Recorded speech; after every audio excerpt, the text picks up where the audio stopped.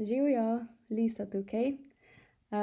Jaz sem se odločila, da prvi tale naš webinar posnamem na eno temo, ki sem jo že na inštrukcijah in vseh vajah, ki sem jih imela z maturanti, so mi povedali, da imajo velikokrat težave s tem, tako da mislim, da bi bila to zelo uporabna prva zadeva, da vam jo razložim. In sicer verjetno ste že rešili kakšno maturitetno polo za angleščino in ponavadi se vsem malo zatakne na začetku, se pravi pri sekciji Use of English oziroma uporaba jezika je prva naloga narejena na tak način, da morate v vsak prostorček, torej v vsak gap, napisati eno besedo. Zdaj tega se težko lotite oziroma ne veste, kako bi se lotili, zato sem vam jaz pripravila ene par nasvetov. In sicer, moj prvi nasvet je, da se vedno zanašajte na kontekst. Torej vedno imate pred sabo eno celo besedilo, preberite celo besedilo, ker časa je več kot dovolj, da vse preberete, ne samo gledati tistih stavkov, kjer imate gap. Tako da res razumete, o čem govori besedilo in da veste, kaj rešujete. V večini primerov bo že znotraj stavka neki znak, po katerem lahko ugotovite, katera beseda manjka. Tako da zares preberite, razmislite, katero besedno vrsto iščete, a je to člen, samostalnik, glagol, predlog, torej razmislite o vseh teh zadevah. Moj drugi nasvet je, da ne paničarite. Ostanite mirni, zdaj, če mi verjamete ali pa ne, je vaš mindset oziroma vaš odnos do tega, kako pristopiti k nalogi, zelo pomemben. Se pravi, če se lotite naloge z odprto glavo in pozitivnimi mislimi, se boste definitivno tudi odgovora hitreje spomnili, kot če zapaničarite in samo razmišljate, ne vem, kaj bi mogel tukaj dati, ne vem, tako da no panic. Tretji nasvet oziroma to niti ni nasvet, no, zelo velikokrat je več odgovorov možnih. Se pravi, v en gap gre lahko več besed. Zdaj vi vedno zapišite samo eno, ampak če mislite, ne vem, a bi šla mogoče ena ali druga boljše, zelo verjetno je, da gresta obe lahko čisto lepo noter v stavek, tako da odločite se potem za eno.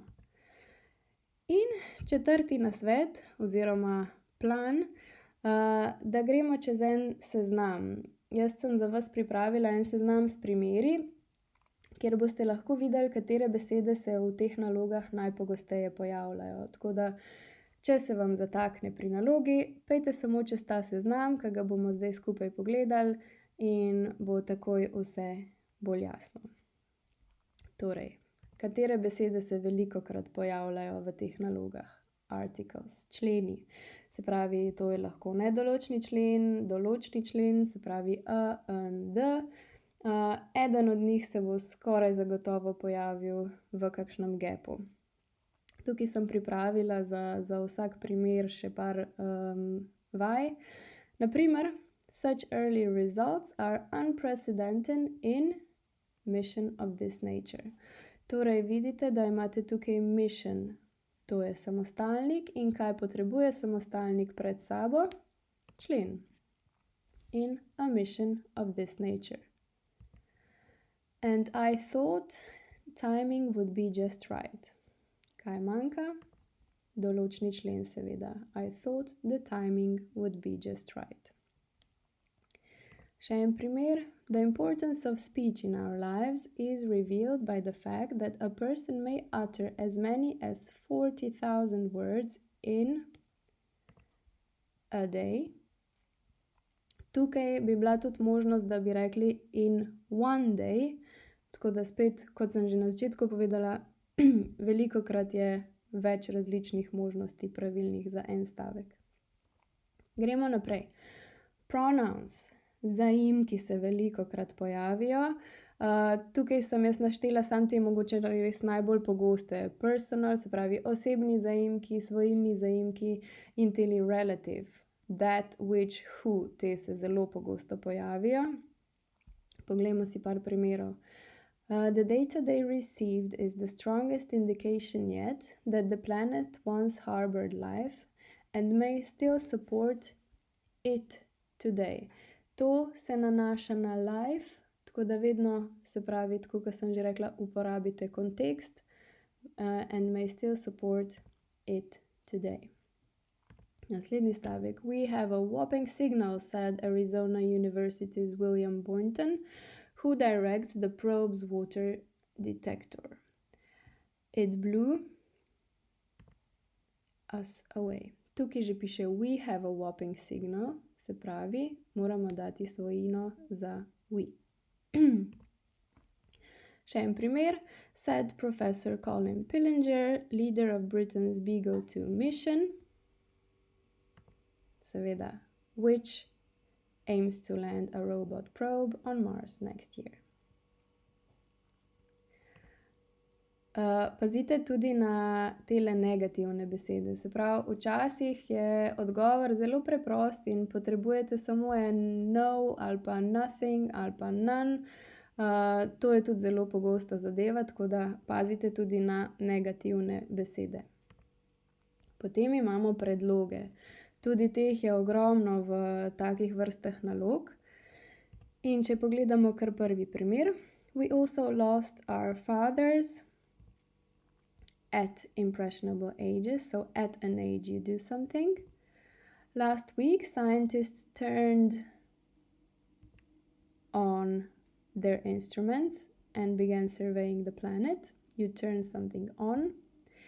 I was quite relieved after I overheard her discussing Coronation Street and realized she might be human. Naslednja stvar so vezniki. Tudi vezniki se velikokrat pojavijo, sploh teli začetni and, but, yet, because. Poglejmo kar primer. Where work's concerned, she's amazingly focused and diligent. Ali pa I was immediately drawn to Sharon. She's a funny mimic. Tukaj imamo več opcij. Lahko je because she's a funny mimic, as she's a funny mimic, since she's a funny mimic. Te imajo vse zelo podobne pomene, tako da je več možnosti pravilnih. In katerokoli od teh bi napisali, bi se rešitev štela za pravilno. Glagoli. Včasih manjka tudi glagol.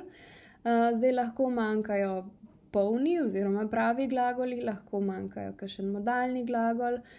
Večinoma pa vseeno manjkajo teli auxiliary verbs, torej pomožni glagoli. She used to sweep into the office at midday when we, pazite, tukaj imamo ing, imamo past continuous when we were working together. Še en primer, the data they received, torej veste, da je to neke vrste preteklik. In je to present perfect, the data they have received. Še ena stvar. Samostalniki lahko seveda manjkajo, lahko so to glavni števniki, vrstilni števniki, lahko so pa katerikoli drugi samostalniki. Te dva primera, ki vam jih bom jaz pokazala, sta sicer vzeta iz višjega nivoja, torej iz teh dveh pol višjega nivoja, ampak vseeno sta še vedno precej preprosta, tako da bi se lahko tudi znašla na osnovnem nivoju. Torej imamo stavek warned that youngsters now communicate in monosyllables, mainly because have lost the art of talking and playing with their children. Se pravi, kdo je to izgubil? Parents, seveda. In še en stavek.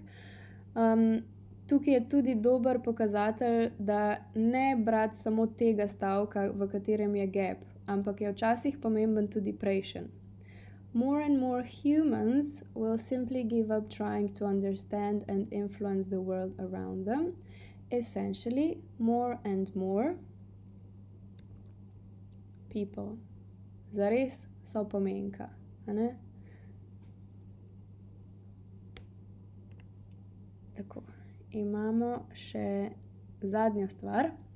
Fixed expressions. To so pa kombinacije ali glagola in predloga ali samostalnika in predloga, ki se jih učite že od prvega letnika naprej, oziroma verjetno ste se jih kar nekaj naučili tudi že v osnovni šoli. In te stvari je treba zdaj privleči na plano pri tej vaji. En primer, na primer, the signal we're getting is loud and clear. We're not just looking at surface frost. You look at something. It is designed, conduct the first chemical analysis. It is designed to conduct. In še en primer vam dam. We used to get pissed off when people referred generically to Sharons and Tracys, but that was quite a bit of mileage to be had from turning up. You turn up. Pokažeš se, pojaviš se. Tako, to so zaenkrat najbolj pogoste stvari, ki se pojavljajo v teh gapih pri prvi nalogi.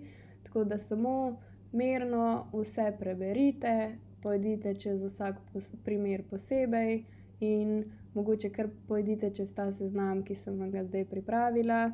Ta video bo ves čas tukaj na platformi, tako da si ga vedno lahko še enkrat pogledate. Za zaključek pa mislim, da ne rabim jaz nič govoriti, ampak si samo tole preberite. Lepo se imejte.